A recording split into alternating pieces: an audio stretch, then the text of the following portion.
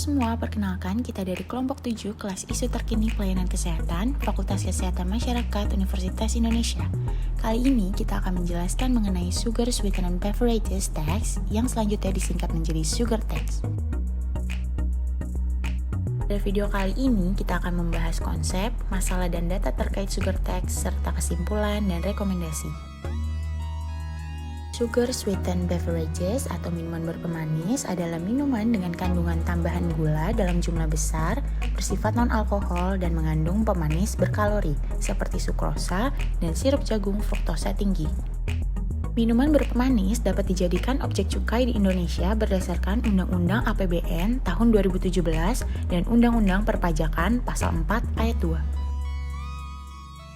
Selain itu, minuman berpemanis bersifat internalitas negatif atau dapat merugikan konsumen individu, eksternalitas negatif atau merugikan masyarakat luas, menyampaikan informasi yang tidak sempurna, serta disebut sebagai demerit goods, yaitu barang kotor yang produksinya harus dikurangi atau dilarang.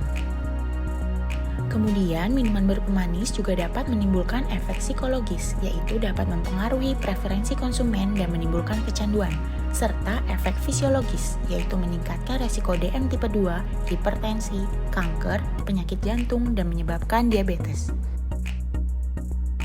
Dalam waktu 10 tahun terakhir, produksi minuman berpemanis mengalami kenaikan hampir 300%.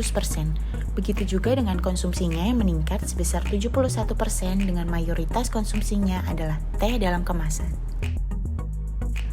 Peningkatan produksi dan konsumsi minuman berpemanis ini bersamaan dengan meningkatnya angka diabetes di Indonesia, yaitu 1,5% di tahun 2013 dan menjadi 2% di tahun 2018.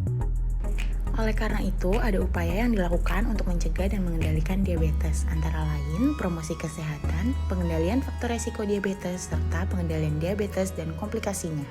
Pada kenyataannya, upaya-upaya tersebut tidak terlaksana secara maksimal, sehingga muncullah usulan dari Menteri Keuangan Sri Mulyani untuk menerapkan Sugar Tax di Indonesia. Karena sugar tax bermanfaat untuk mengurangi konsumsi gula, mencegah dan menurunkan prevalensi diabetes, serta menambah penerimaan negara. Namun, usulan tersebut menimbulkan pro dan kontra di antara beberapa pihak. Pihak yang setuju berpendapat bahwa sugar tax merupakan kebijakan yang baik karena dapat memberikan dampak yang baik bagi Indonesia. Namun, dibutuhkan kajian lebih lanjut mengenai usulan tersebut. Sementara itu, pihak industri tidak setuju dengan usulan sugar tax karena saat ini ekonomi sedang lemah sehingga akan menurunkan penjualan dan akan terjadi pengurangan tenaga kerja. Selain itu, ada pendapat juga bahwa pemerintah menerapkan sugar tax hanya untuk menambah penerimaan negara, bukan untuk mencegah diabetes. Sebelum menerapkan sugar tax di Indonesia, kita dapat melihat pengalaman dari negara lain, salah satunya Hungaria yang memperkenalkan Public Health Product Tax atau PHPT dengan tarif yang bervariasi. Hasilnya adalah 24% orang mengurangi konsumsi minuman berpemanis dan menghasilkan 200 juta US dollar dalam waktu 4 tahun. Begitu juga dengan Meksiko yang menerapkan sugar tax sebesar 1 peso per liter. Setelah 2 tahun penerapannya, ada penurunan sebesar 7,6% dalam pembelian minuman berpemanis dan peningkatan sebesar 2,1% dalam pembelian minuman tanpa cukai, terutama air kemasan, serta lebih dari 2,6 miliar US dollar yang dihasilkan dari penerapan sugar tax di Meksiko.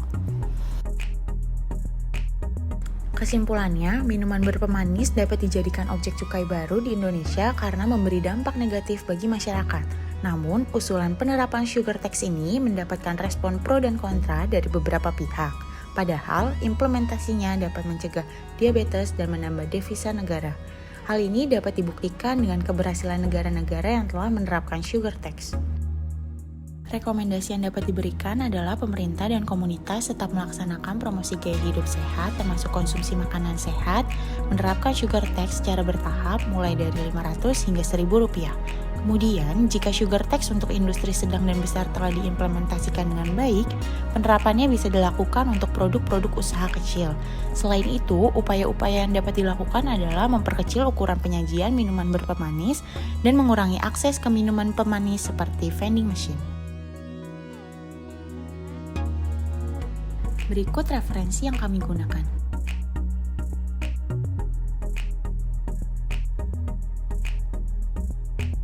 Sekian video dari kelompok 7, sampai jumpa di lain kesempatan dan terima kasih.